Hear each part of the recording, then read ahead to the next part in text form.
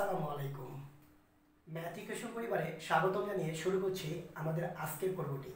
আজকের পর্বটি মানসিক দক্ষতার সপ্তম পর্ব। আমরা পূর্বে আরও 6টি পর্ব তৈরি করেছি, অবশ্যই গ্রুপে দেখে আসবেন। আজকের পর্বটি হচ্ছে বর্গ নির্ণয় বিষয়ক। মানসিক দক্ষতায় এই বর্গ নির্ণয় বিষয়ক প্রশ্নগুলো এসে থাকে। চলুন আমরা সমাধান করে ফেলি। তো আপনাকে এইরকম একটি প্রশ্ন দিয়ে বলে কতগুলো বর্গ সৃষ্টি হয়েছে। তো আমরা সাধারণত পরীক্ষা হলে যে কাজটি করি সেটি হচ্ছে আমরা গুণে গুণে বের করি যে কতগুলো বর্গ সৃষ্টি হয়েছে। একটা সমস্যা হচ্ছে যখন আপনি গুণে গুণে বের করতে যাবেন তখন দেখবেন কোথাও না কোথাও ভুল করে ফেলবেন। আমি এখন আপনাকে একটি সূত্র দেখাবো অথবা টেকনিক দেখাবো, সেই সূত্রের সাহায্যে আপনি খুব কম সময়ে বর্গ নির্ণয় করতে পারবেন। চলুন শুরু করি। আচ্ছা, প্রথমে আমরা গুণে দেখব কতগুলো বর্গ সৃষ্টি হয়েছে। দেখুন তো কতগুলো বর্গ সৃষ্টি হয়েছে। 1 2 3 4 5 6 7 8 9, সবটি মিলে একটি 10। আরও আছে, তারপর এই 4টি মিলে একটি 11, এই 4টি মিলে একটি 12, এই 4টি মিলে একটি 13, এই 4টি মিলে একটি 14টি। এখন সমস্যা হচ্ছে এভাবে বের করা আসলেই কঠিন।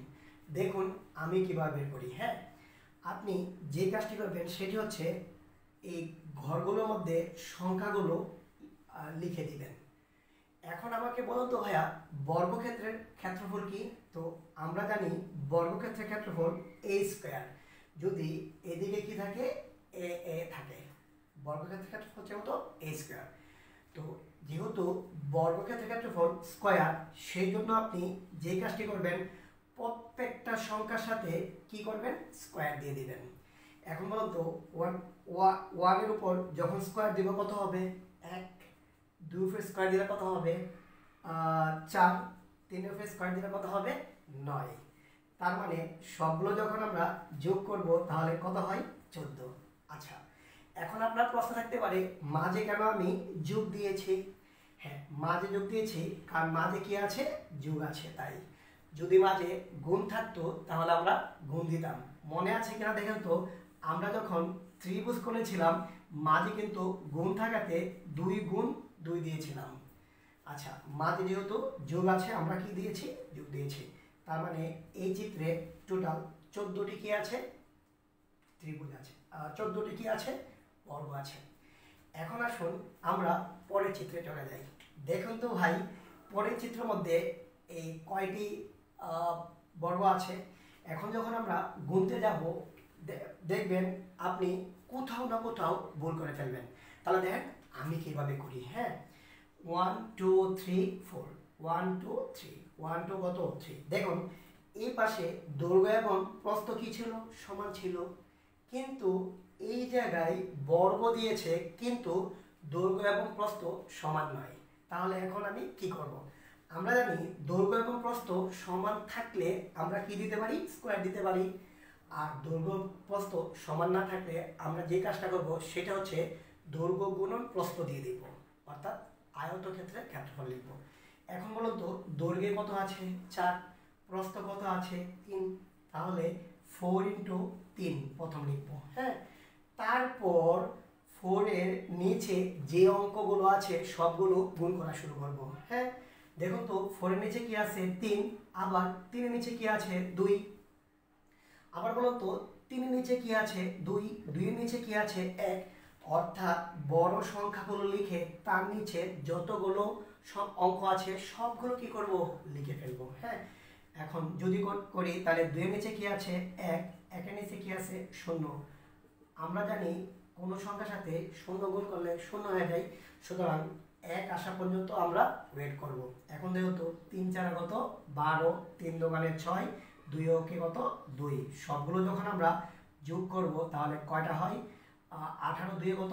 20। তার মানে এই চিত্রে টোটাল 20টি বর্গ সৃষ্টি হয়েছে। চলুন আমরা পরের চিত্রে চলে যাই। এখন দেখুন পরের চিত্রে 1 2 তাহলে কি হবে 1 2, তার মানে দৈর্ঘ্যপ্রস্থ সমান আছে, তাহলে 1 স্কয়ার 2 স্কয়ার, তাহলে কত হলো 5, তাই তো। এখন দেখুন এই টাইপের বর্গ কয়টা আছে, একটি, দুইটি, তিনটি, তাহলে আপনি 3 দিয়ে গুণ করে দেন, তাহলে কত হবে 15টি। তার মানে এই চিত্রে 15টি কি হয়েছে, বর্গ সৃষ্টি হয়েছে। আচ্ছা আমি আবার বলবো, দেখুন এটার মধ্যে 5টি, এটার মধ্যে 5টি, এটার মধ্যে কয়টি, 5টি, তার মানে এই চিত্রে 15টি কি হয়েছে, বর্গক্ষেত্র কি হয়েছে, সৃষ্টি হয়েছে। তাহলে আমাদের প্রশ্ন হলো প্রথমটির মধ্যে 14টি, শুধু স্কয়ার দিয়ে দিবেন, তারপরটির মধ্যে হচ্ছে কয়টি, 20টি, তারপর আছে কয়টি বলুন তো, 15টি। এখন যদি আপনাকে বলে এই চিত্রের মধ্যে কতগুলো চতুর্ভুজ সৃষ্টি হয়েছে, আমরা পরের পর্ব অবশ্যই চতুর্ভুজ কি করব, বের করে দেখাবো। চতুর্ভুজ মানে হচ্ছে বর্গ এবং আয়ত কতগুলো সৃষ্টি হয়েছে। দেখুন 14টি বর্গ সৃষ্টি হয়েছে, আবার দেখুন এই দুইটি মিলে আয়ত, এই দুইটি মিলে আয়ত, তিনটা মিলে আয়ত, এভাবে আয়ত আবার দেখবেন 22টি সৃষ্টি হয়েছে। আমি আপনাকে পরের পর্ব দেখাবো কতগুলো আবার চতুর্ভুজ সৃষ্টি হয়েছে। সেম সূত্রের মাধ্যমে শুধুমাত্র একটু কি করব, পরিবর্তন করব। আশা করি বুঝতে পেরেছেন। ভালো থাকবেন, অবশ্যই ভিডিওটি দেখবেন এবং বেশি বেশি শেয়ার দিবেন। আল্লাহ হাফেজ।